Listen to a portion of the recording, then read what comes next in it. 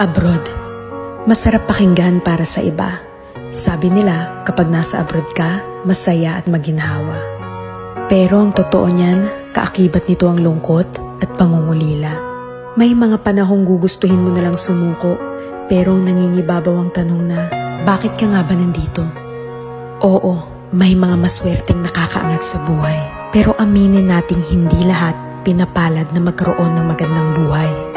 Basta tandaan mo, lahat nagsisimula sa pinakababa bago ka makarating sa itaas. Kapalit ng bawat paghihirap ay ang buhay na pinapangarap. Walang imposible sa taong may tiyaga. Magugulat ka na lang na palitan na ang mga salitang pagod na ako ng buti na lang hindi ako sumuko.